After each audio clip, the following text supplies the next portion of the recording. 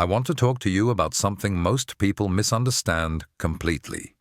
They see someone with money and assume that person knows how to keep it. They see someone without money and assume that person doesn't know how to make it. Both assumptions are wrong.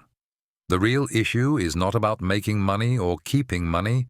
The real issue is about why money fails to accumulate in the first place, even when income is high, even when opportunities are present, even when intelligence is not lacking. I have watched this pattern repeat itself across decades. I have seen people earn substantial salaries and end up with nothing. I have seen entrepreneurs generate revenue and somehow remain broke. I have seen inheritance dissolve. I have seen windfalls evaporate. The amounts vary, the circumstances differ, but the underlying mechanics remain identical. Money does not accumulate for three specific reasons, and none of them are what people typically believe. Most people think the problem is external. They point to expenses. They point to taxes. They point to bad luck or poor timing or unfair systems. They construct elaborate explanations involving market conditions, economic cycles, or the cost of living. These explanations feel satisfying because they remove personal responsibility. They allow someone to say, "The world made this happen to me, not my own decisions." This is the common model. This is what people tell themselves when they look at their bank accounts and feel confused about where everything went. I am going to tell you why this model is false. I am going to show you the actual mechanism. But first, you need to understand what accumulation really means, because most people use the word without defining it properly. Accumulation is not the same as earning. Earning is a flow. Accumulation is a remainder. You can have tremendous flow and zero remainder. In fact, high flow often correlates with zero remainder, and this is not a coincidence. The relationship between flow and remainder is not linear. It is not even predictable in the way people assume. Someone earning $40,000 a year can accumulate more than someone earning $400,000 a year, and this happens regularly, and it is not explained by discipline or frugality or better budgeting. When I started Apple, I did not think about accumulation. I thought about building. The money that came in went directly back out, not into expenses or waste, but into the next version of what we were making. This was not savings. This was not investment in the financial sense. This was conversion. I was converting currency into form. The currency itself held no interest for me. The form held everything. Most people do not convert, they circulate. They move money from one temporary state to another temporary state. They pay for things that disappear. They pay for access that expires. They pay for status that requires constant renewal. They are not spending foolishly. They are spending logically within a system that is designed to prevent accumulation. And they do not realize they are inside this system because the system feels normal. It feels like life. This is where the first reason begins to emerge. Money does not accumulate when it is used to maintain position rather than to build capacity. Position is expensive. Capacity is not. Position requires constant expenditure because it is relative. You must keep pace with others. You must signal belonging. You must demonstrate that you have not fallen behind. This is not about luxury. This applies at every income level. The person earning $50,000 and the person earning $500,000 are both spending to maintain position.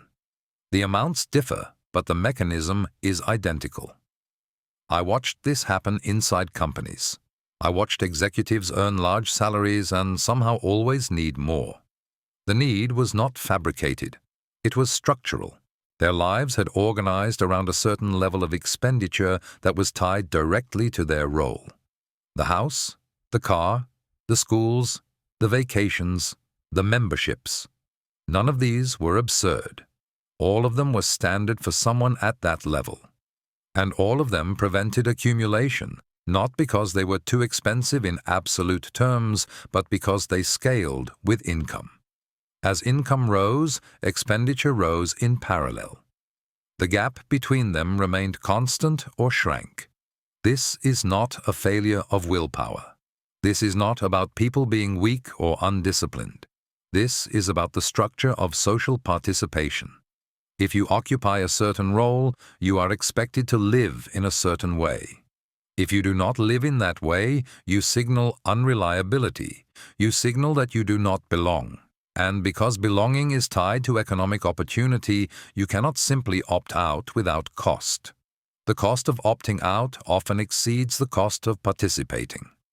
So people participate. And money does not accumulate. The second reason is more subtle. Money does not accumulate when it is treated as a solution to problems that are not economic. Most people use money to manage discomfort. They do not recognize this because the transaction feels practical. They are buying something specific. They are solving something concrete. But underneath the surface, they are purchasing relief. Relief from uncertainty. Relief from inadequacy. Relief from fear. And relief is temporary. It must be purchased again and again. I am not talking about addiction or compulsion. I am talking about ordinary behavior. The person who buys a newer car because the old one feels unreliable. The person who pays for a service because doing it themselves creates anxiety. The person who upgrades their living situation because the current one makes them feel stuck. These are not irrational choices. They are responses to real discomfort. But the discomfort is not economic. The discomfort is psychological. And psychology does not resolve through expenditure. It simply pauses. When you use money to solve a non-economic problem, you create a cycle. The problem returns. You spend again. The problem returns again. You interpret this as bad luck or as a sign that you need to earn more. But earning more does not change the cycle. It intensifies it. Because now you have more capacity to spend, and the psychological discomfort scales with your awareness of that capacity. You become more sensitive to problems that money could theoretically address. Your threshold for discomfort lowers. You spend more frequently, more readily, and you do not notice that the underlying issue remains untouched. Chapter 2. The Third Mechanism. I want to tell you the third reason money does not accumulate. This reason is different from the first two. The first two reasons, position maintenance and psychological relief, are visible if you know where to look. You can observe them. You can trace the purchases back to the need. You can see the pattern repeat itself. The third reason operates beneath conscious awareness. Most people never identify it. They experience its effects without recognizing the mechanism. The third reason is this. Money does not accumulate because people convert income into obligation. Let me be precise about what I mean. An obligation is a commitment that requires future expenditure. It is not the same as a purchase. A purchase is complete at the point of transaction. You buy something, the exchange ends. An obligation extends forward in time. It creates a claim on future income before that income arrives. I am not talking only about debt, though debt is the most obvious form. I am talking about the entire structure of commitments that people build around themselves as their income increases. When someone's income rises, they do not typically increase their savings proportionally. They increase their obligations proportionally. They move to a more expensive apartment. The lease is an obligation. They commit to higher monthly payments extending 12 months forward. They buy a house. The mortgage is an obligation extending 30 years forward. They buy a car with financing, another obligation extending 5 or 6 years forward. They enroll their children in private school. The tuition is an obligation that extends through the academic year and creates expectation of continuation. They hire helper cleaner, a nanny, a gardener. These become obligations through expectation and social contract, even without formal agreements. Each of these decisions appears reasonable at the moment of commitment. The person has the income to support the obligation. The monthly payment fits within their budget. The decision makes sense. But here is what happens. The obligation converts future income into present commitment. It removes discretion. The money that will arrive next month, next year, 5 years from now, that money is already spoken for. It has been converted from potential accumulation into required expenditure. I watched this happen inside Apple. I watched it happen with people I knew personally. I have watched it happen across every income level. A person earning $70,000 per year gets a promotion. Their income rises to $95,000. They feel the increase. They experience it as expansion. They have more money. What do? They do not save the $25,000 difference. They convert it into obligation. They move from a one-bedroom apartment to a two-bedroom apartment. The rent increases by $800 per month. That is $9,600 per year, now obligated. They buy a newer car. The payment is $400 per month. That is $4,800 per year, now obligated.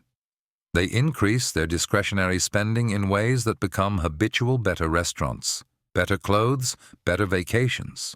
These are not formal obligations, but they become psychological obligations. The new baseline: another $6,000 per year. The total: $20,400. The remainder available for accumulation: $4,600. But that remainder gets absorbed by the increased cost of maintaining the new position and by the irregular expenses that accompany the new lifestyle. The person earning $95,000 accumulates no more than they did when earning $70,000. Often they accumulate less because the obligation structure is more complex and more expensive to maintain. This is not a failure of mathematics. The person can calculate. They can see the numbers. The failure is in understanding the nature of obligation itself. An obligation is not neutral. It is not simply a commitment to pay. It is a reduction in future freedom. It is a claim on future income that removes that income from consideration for any other purpose. When you obligate yourself, you reduce your capacity to respond to future opportunity or future need. You lock yourself into a path. The path may be comfortable. It may be appropriate to your position. But it is fixed. I have seen people with high incomes, $200,000, $300,000, $500,000 per year, who have almost no freedom of movement. They cannot leave their jobs. They cannot take a risk. They cannot pursue an opportunity that would require reduced income for any period of time. Why? Not because they lack resources. They have substantial income. But they have converted all of that income into obligation. The mortgage, the car payments, the school tuition, the lifestyle maintenance, the structure of commitments. If the income stops, the obligations do not stop. They continue. They come due. The person must meet them or face consequences: loss of home, loss of position, loss of the life they have built. This is why people stay in jobs they do not value. This is why they cannot take sabbaticals. This is why they cannot start companies or pursue projects that matter to them. Not because they lack money, because they have converted their money into obligation before it arrives. Let me tell you what I observed when I started Apple. I did not increase my obligations proportionally to my income. This was not virtue. It was not discipline. It was a different understanding of what I was building. I understood that freedom required unobligated resources, not just savings, not just accumulated money sitting in an account, but income that was not already claimed, income that remained discretionary. When Apple succeeded, my income increased dramatically. I did not convert that increase into obligation. I did not buy a house that required maximum mortgage payments. I did not structure my life to consume the full amount. This gave me freedom. Not the freedom to buy things, the freedom to make decisions independent of immediate financial pressure. The freedom to think in longer time horizons, the freedom to take risks. Most people do the opposite. They convert freedom into obligation. They experience an increase in income as an opportunity to increase their commitments. They lock themselves into higher fixed costs. They reduce their future discretion. They do this because obligation feels like progress. It feels like building something. A bigger house, a better car, a more substantial life. But obligation is not the same as capacity. Obligation is the opposite of capacity. Capacity is the ability to deploy resources toward chosen ends. Obligation is the commitment of resources to predetermined ends. The person with high income and high obligation has less capacity than the person with moderate income and low obligation. They have less room to maneuver, less ability to respond, less freedom to choose. I am not saying people should avoid all obligation. Some obligations are necessary. Some are valuable. A mortgage can be a reasonable obligation if the terms are sustainable and the commitment aligns with long-term goals. But most people do not think about obligation this way. They think about whether they can afford the monthly payment. If the payment fits within their current income, they proceed. They do not calculate the total claim on future income. They do not consider the reduction in future freedom. They do not account for the compounding effect of multiple obligations. This is the third mechanism. This is why money does not accumulate even when income is substantial. The money arrives, it flows through, but it has already been converted into obligation. It is already claimed. There is no remainder. The person looks at their situation and wonders why they have nothing left. They earn good money. They are not wasteful. They are not irresponsible. Where does it go? It goes to obligation. It goes to servicing the commitments they made when their income was rising. It goes to maintaining the structure they built around themselves. And here is the crucial point. The obligation structure is much easier to build than to dismantle. You can increase your obligations quickly. You can sign a lease, take a mortgage, finance a car, enroll in a school all within a few months. The obligation structure expands rapidly, but you cannot reduce it quickly. Leases have terms, mortgages have terms, schools expect continuation. Lifestyle expectations are difficult to reverse without social cost.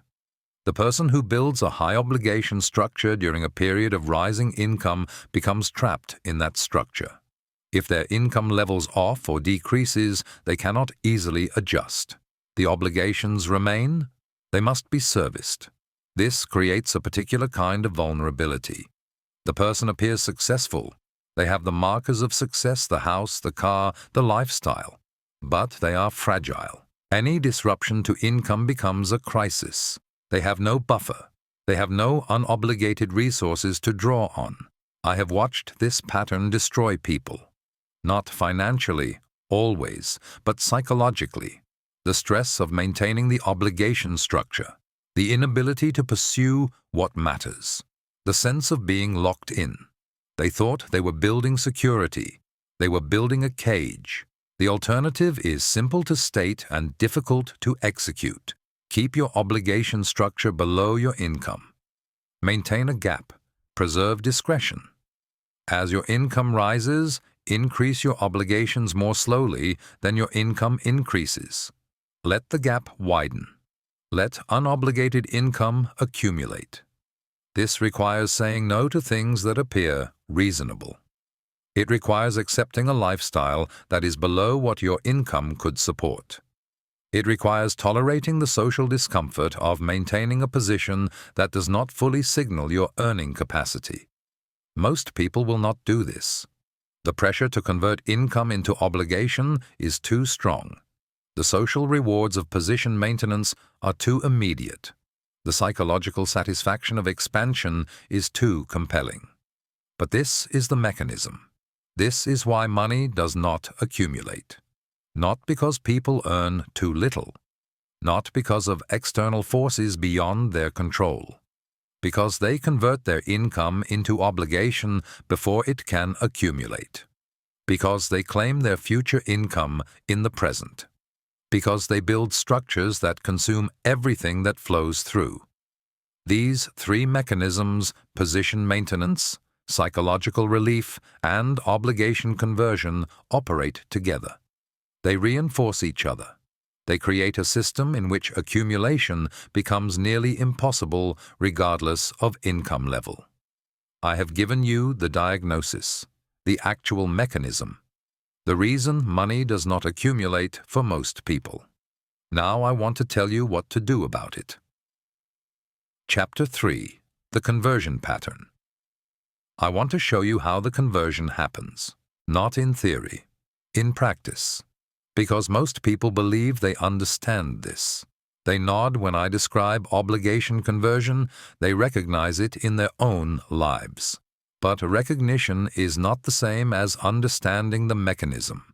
And without understanding the mechanism, you cannot interrupt it. The conversion follows a predictable sequence. It begins with capacity. A person receives a raise, a promotion, a new position with higher compensation. In that moment, before any decision is made, they possess increased capacity. The money has not yet converted into obligation. It exists as potential. This moment is brief. What happens next determines everything. And what happens next follows patterns so consistent I could predict them with near certainty after watching them repeat across thousands of individuals. The first pattern: immediate recalculation. The person does not think, I now have additional capacity that I will preserve. They think, I now have additional income that I can allocate. The language matters. Capacity suggests something you maintain. Allocation suggests something you deploy. The mental frame converts the increase from potential into budget before a single dollar is spent. I watched this happen to a designer who joined Apple in the early days. His salary increased from $38,000 to $65,000, a substantial increase. He came to me excited, talking about what he could now afford. A better apartment, a newer car, travel he had postponed. I asked him a question. What are you going to preserve? He looked confused. You are describing allocation, I said. I am asking about preservation.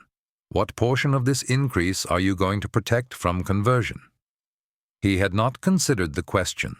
The increase had already converted in his mind from capacity to available budget. The conversion happened before the first paycheck arrived. This is the first mechanism. Mental conversion precedes financial conversion. The second pattern: permission structure. People do not make purchases randomly. They construct permission, and increased income creates new permission structures that feel rational, even conservative. The designer reasoned this way.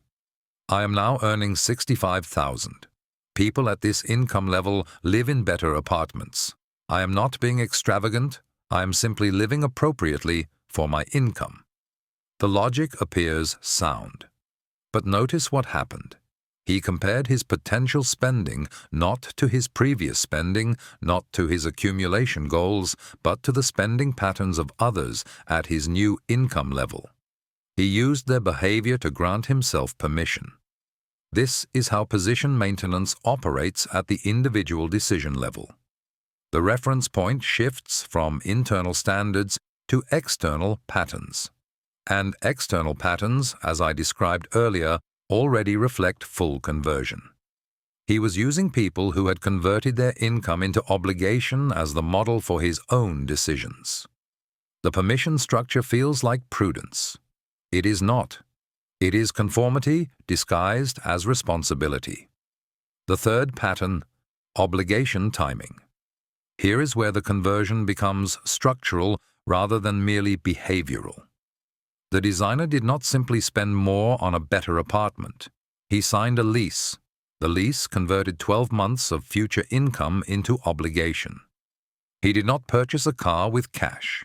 He financed it. The financing converted 60 months of future income into obligation. Each decision, viewed individually, appeared manageable. The apartment cost an additional $600 per month. The car payment was $400. Together they claimed $1,000 monthly, less than half of his net increase in income. But this calculation is false. The calculation treats the obligation as if it remains optional. It does not. Once established, the obligation precedes all other claims on income. It is not, I will spend $1,000 more per month. It is, I have committed $1,000 of every future month's income before that income arrives. The distinction is absolute. Before these decisions, he possessed discretion over his income. After these decisions, $1,000 per month no longer belonged to his discretion. It belonged to obligation. And obligation, unlike spending, cannot be easily reduced. If his income decreased, he could not simply reduce the apartment cost or the car payment. The lease and the loan had fixed terms. He could exit them only through penalties that would eliminate any benefit from the reduction.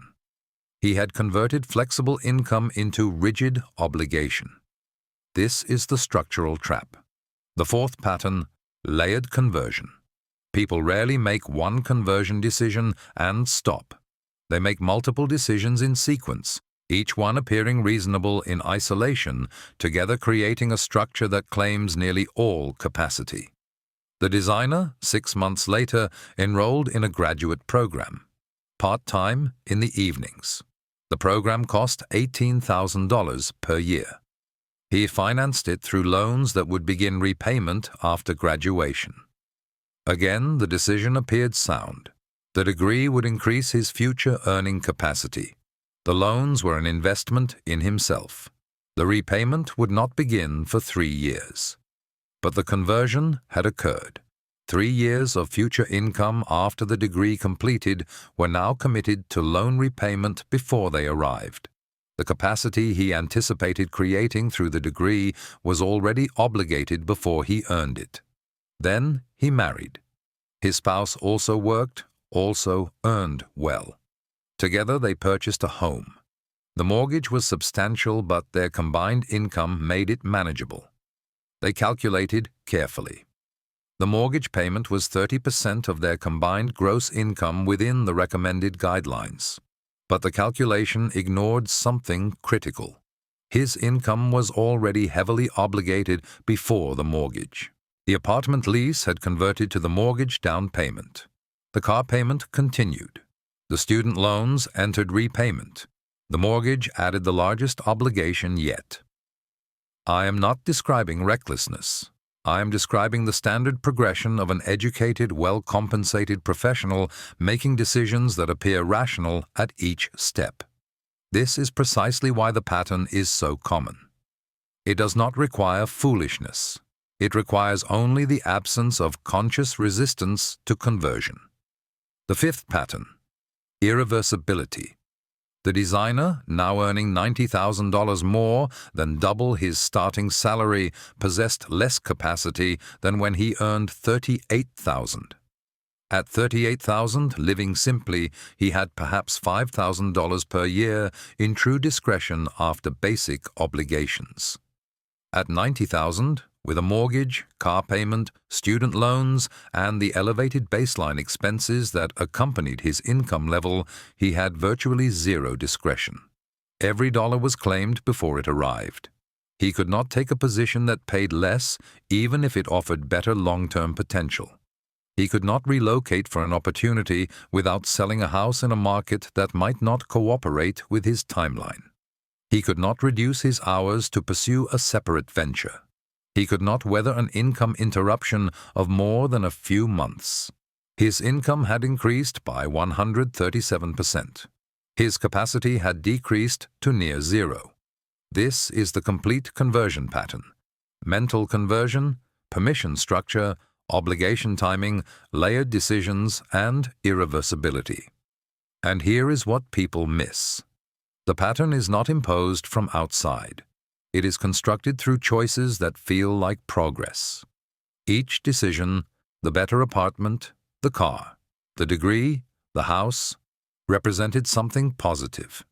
Improvement, investment, appropriate living standards, building a life.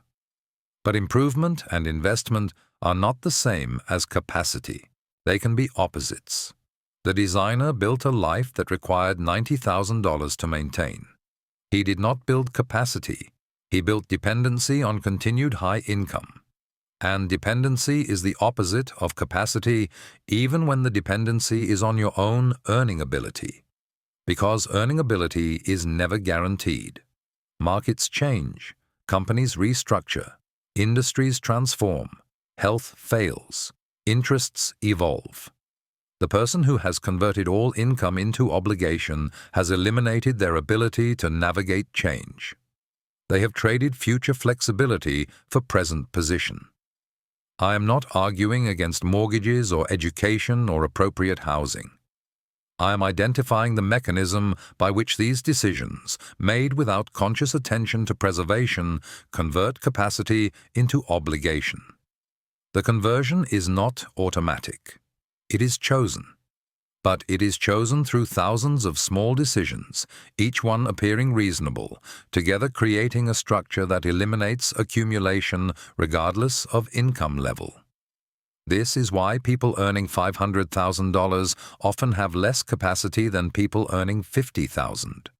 The person earning $50,000 may have avoided the conversion pattern, either through conscious choice or through income insufficient to trigger the permission structures. The person earning $500,000 has likely executed the pattern multiple times at increasing scale. The house is not 3 times better than the previous house. It is 6 times more expensive. The cars are not moderately nicer. They are luxury vehicles with payments exceeding what entire families spend on transportation. The schools are private. The vacations are international. The club memberships are exclusive. Each element appears appropriate for the income level. Together they consume the income entirely. And the person looks at their bank account and wonders why nothing accumulates. The answer is not mysterious. The income converted into obligation. The obligation eliminated the remainder. No remainder means no accumulation. The mechanism is simple. The execution is nearly universal. And the result is predictable. But the mechanism can be interrupted. That requires understanding what preservation actually means and how to structure decisions around it rather than around permission. That is what I want to address next. Chapter 4. I want to address a question that arises at this point. The question is this: if these 3 mechanisms are structural, if they operate regardless of income level, if they are embedded in the social and economic systems we participate in, then what is the point of understanding them? If the pattern is inevitable, why examine it? This is the wrong conclusion to draw from structural analysis. Understanding that something is structural does not mean it is inescapable. It means the opposite. It means you can see the architecture clearly enough to find the joints, the pressure points, the places where intervention is possible. When I say these mechanisms are structural, I am not saying you are powerless. I am saying your power lies in a different place than you thought. Most people, when they want to change their financial position, focus on the income side. They believe the solution is to earn more. They pursue raises, promotions, new positions, additional income streams. They think the problem is insufficient flow.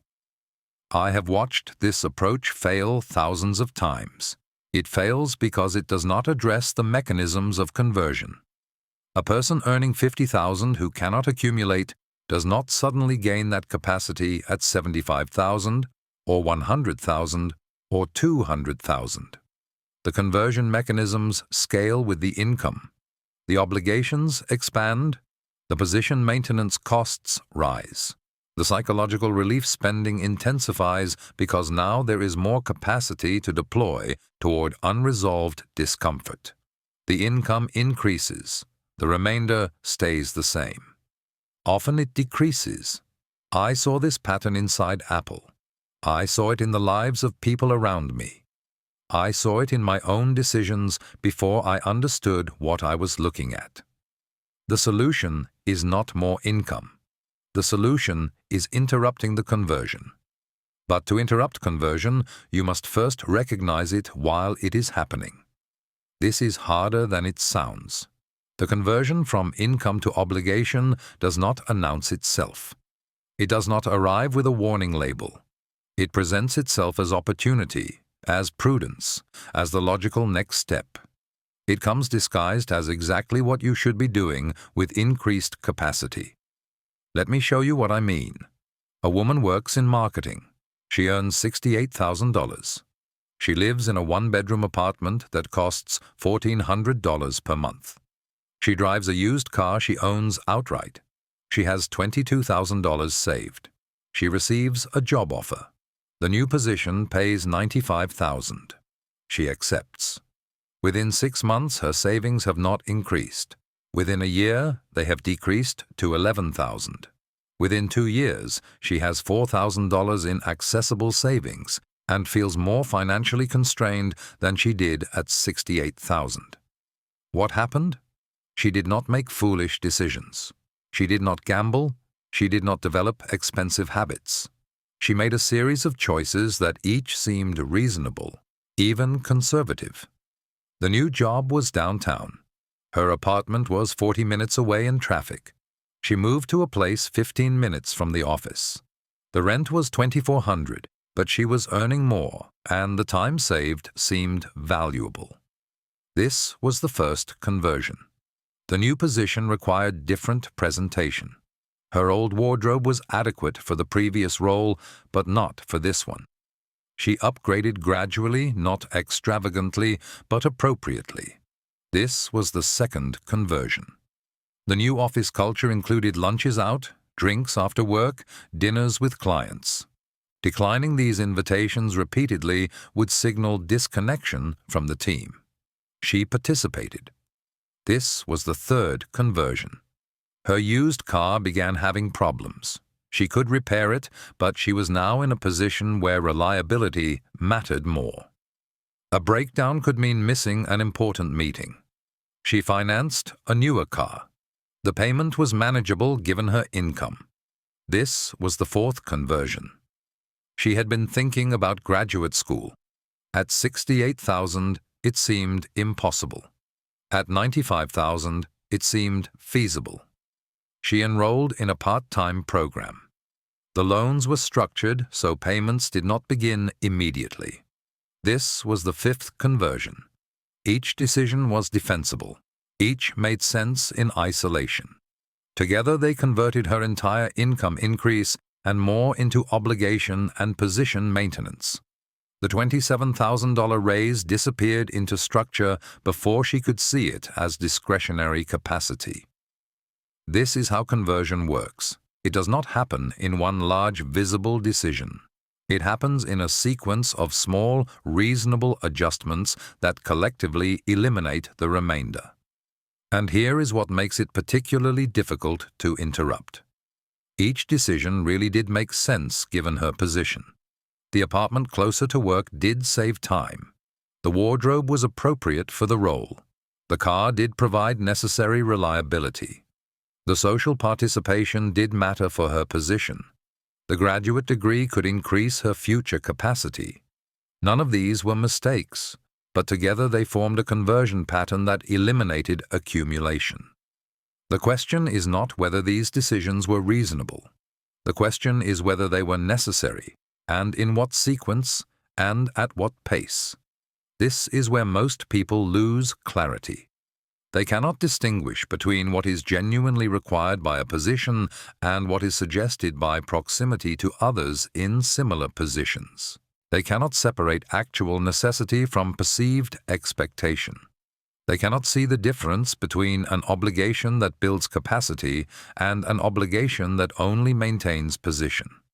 I learned to ask a different set of questions. Not, can I afford this? But what does this commit? Not, is this appropriate for someone at my level? But does this increase my capacity or my constraint? Not, is this a reasonable use of increased income? But does this preserve discretion or convert it to obligation?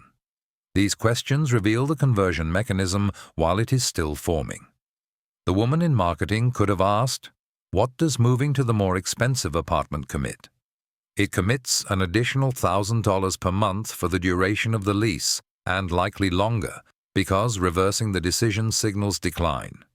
It commits $12,000 per year minimum. Over 5 years, $60,000 plus increases. That is not inherently wrong, but it is a conversion of future income into present obligation.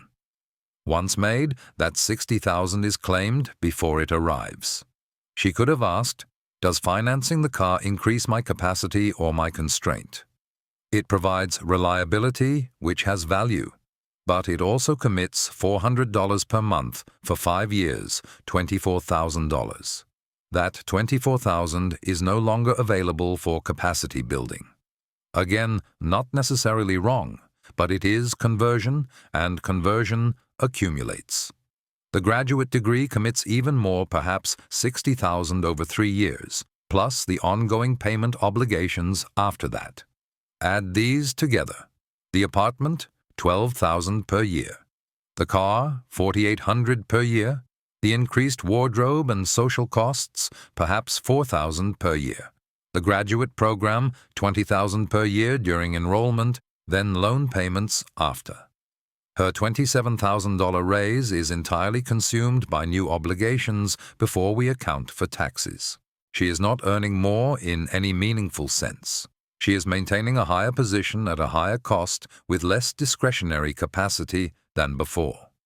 This is the pattern I saw repeat itself across every income level, and the crucial point is this. She could not see it happening. Each decision was separated in time. Each seemed small relative to the raise. Each was justified by different reasoning. The pattern only becomes visible when you look at the collective effect. Most people never look at the collective effect. They look at individual decisions in isolation. They ask whether each specific commitment is affordable given their income. This is the wrong frame. The right frame is, what percentage of my income increase am I converting to obligation, and what percentage am I preserving as discretionary capacity? If the answer is 100% conversion, then the raise did not increase your capacity. It increased your constraint. I am going to tell you what preservation looks like, but first you need to understand why it feels so difficult, even when you can see the conversion pattern clearly. The difficulty is not mathematical. The difficulty is social. When you interrupt the conversion pattern, you create visible distance between your income level and your spending level. This distance is observable to others, and others interpret this distance as signal. If you earn $95,000 and live like you earn $68,000, people notice. They draw conclusions. They wonder what is wrong. They question your judgment, your ambition, your reliability. This is not paranoia. This is pattern recognition based on what spending usually signals. Spending usually signals income level. When spending does not match income level, it signals something else. Financial trouble, lack of sophistication, unwillingness to invest in yourself, disconnection from professional norms. These interpretations have consequences.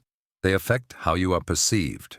They affect opportunities. They affect whether you are seen as someone who belongs at that level or someone who is temporarily displaced. So the pressure to convert income to position-appropriate spending is not just internal. It is external. It is social. It is structural. This is why understanding the mechanism is necessary but not sufficient. You also need to understand the social cost of interrupting it, and you need to decide whether you are willing to pay that cost. I was willing to pay it. But I had specific reasons and I had specific protection that made it possible.